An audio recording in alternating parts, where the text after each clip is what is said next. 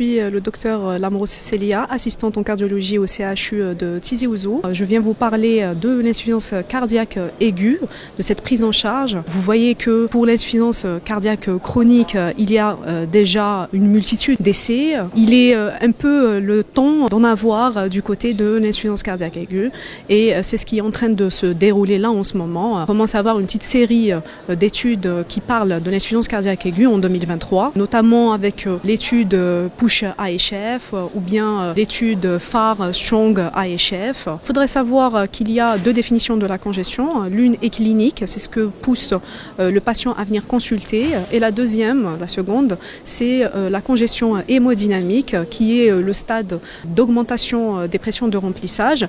Et ce qui est intéressant, ça serait d'agir à ce moment-là pour justement prévenir la congestion clinique d'une part, plus encore nous aider pour détecter précocement la congestion résiduelle avant la sortie de notre patient. Les diurétiques restent les rois de la décongestion, comme vous les connaissez bien. À leur tête, les diurétiques de l'ANS, donc on ne va pas les mettre de côté tout de suite, même s'il n'y a pas eu de preuves sur la réduction en termes d'hospitalisation ou de mortalité. Actuellement, on va y aller beaucoup plus vers les combinaisons de diurétiques afin de potentialiser leur effet, justement. Les patients doivent être conscients, bien conscients de leur pathologie, comment savoir gérer notamment les diurétiques de l'ANS. Ils sont censés être capables de pouvoir augmenter leur dose en cas de besoin, en cas de congestion, les réduire inversement lorsque cette congestion s'est complètement dissoute.